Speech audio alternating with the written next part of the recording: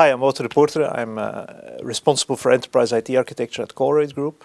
I've been involved with Enterprise Architecture since 2007, so that's quite a while now. Enterprise Architecture is a journey way more than a destination. That's probably why I'm still around. Enterprise Architecture can stand for a lot of things, and many people have different ideas about that, and that's because both words have been around for many years, each having meaning, enterprise and architecture, before they got combined into enterprise architecture, which John Zachman did back in the day in '87 when he was still at IBM. He pieced the two words together, and then he looked at it as that thing that bridges strategy to implementation, which is a powerful image, I think. It then took Gartner another 20 years before they ratified an official definition for it, which happens to coincide with the time I got involved with it. That's just a coincidence. And believe it or not, that definition is still very much what it is today. That definition will tell you that it's a process of translating business vision and strategy into effective enterprise change. And that's what we're still trying to do.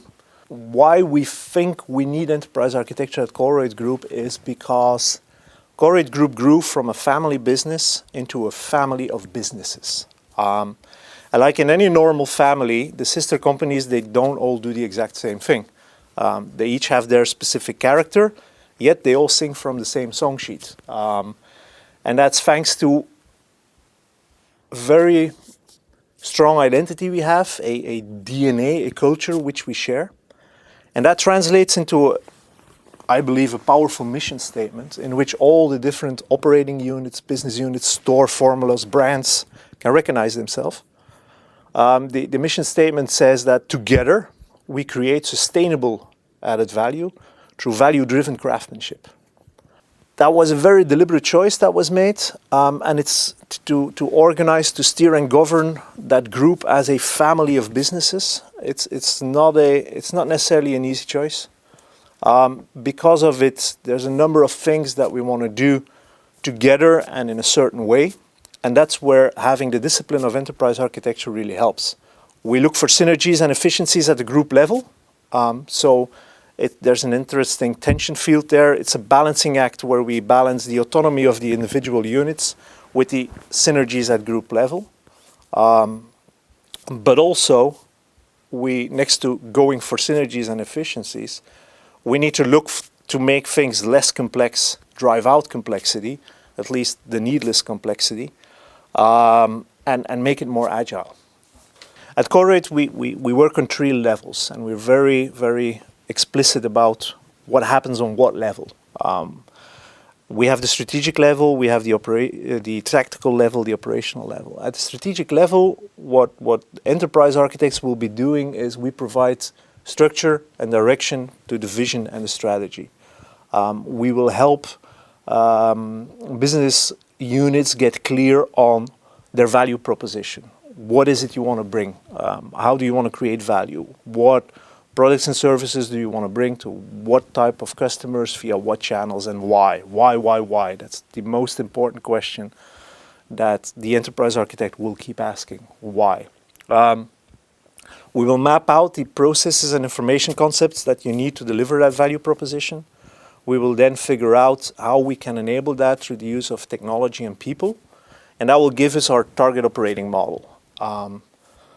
A technique we use in that is, for instance, for making decisions, for making deliberate decisions on how we want to organize such target operating model, we will plot that on a 2x2 matrix. Fairly simple. You have your process standardization on the one hand, your process integration on the other, and that will give you 4 basic organizing scenarios or models. Where you're high on both process standardization as well as integration, you will go for unification. When you're low on both, you will go for diversification. And then there's the case where your process standardization is high, but your integration need is not, then we will simply go for replication. The other way around, we will go for coordination. That's fairly straightforward. That's by Ross and Weil, I believe, standardization versus integration, but it really helps in setting up your business unit. So that's what we do at the strategic level.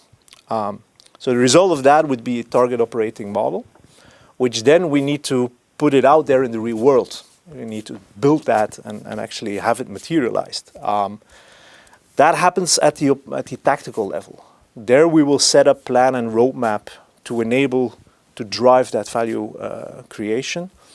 We will make sure that the right teams are assembled to tackle the challenges ahead, and we will guide and coach and support them on the architectural parts. You will see that enterprise architects will sit in on the core team of a major transformation program or in the important portfolio management teams.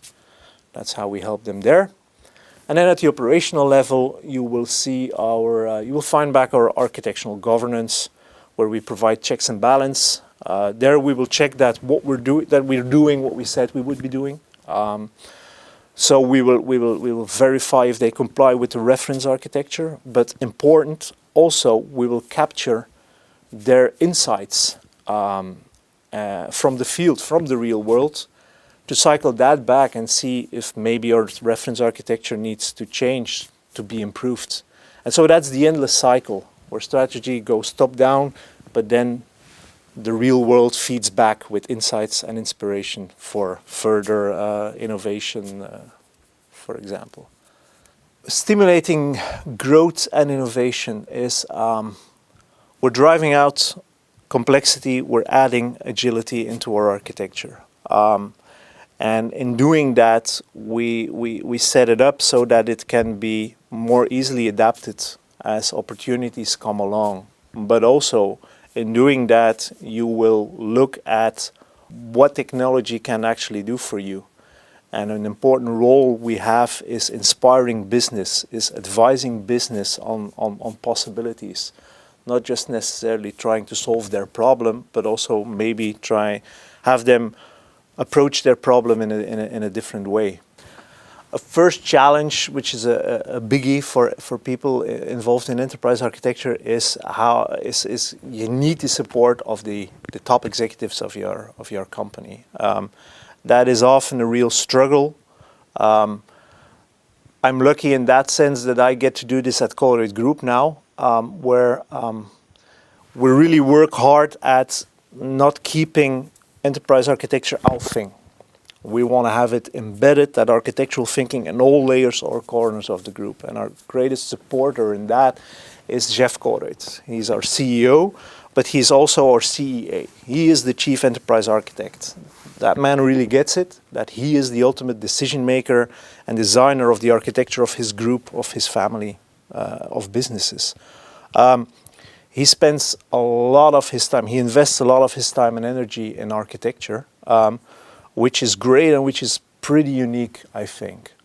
For example, the business executives of the bosses, the directors of operating units, business units, they come and present their strategic framework, their target operating model, their change roadmap, using our enterprise architecture artifacts.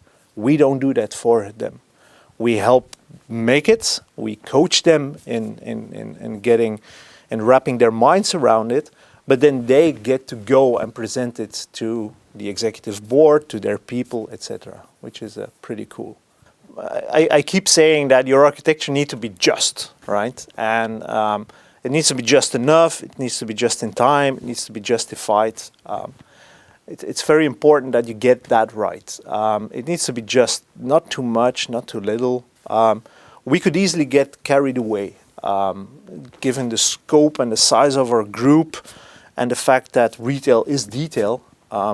We could get lost in adding another layer of detail in reference architecture, landscapes and standards and stuff, but that would be wrong, because that would not allow us to act upon it as we need to act upon it. It needs to be just in time. We come from a rich history at Colruyt of building IT ourselves. We invented our own IT. The first IBM machine on Belgian territory was brought in by Jo Colruyt at the time. And then we invented our own IT. So we sit on this rich legacy of home-built IT, which has been perfected over the year. There's a lot of rich functionality in that, a lot of data, which we're now making relevant for this digital day and age. So that's important, that you keep it actionable. And also it needs to be justified, because it's making deliberate choices in a world of scarcity. And as of late, the issue is not so much in the funding as it is in finding the skilled warm bodies to be doing what we need to be doing. So if any of you are out there and are excited about this story, we're always on the lookout for talent.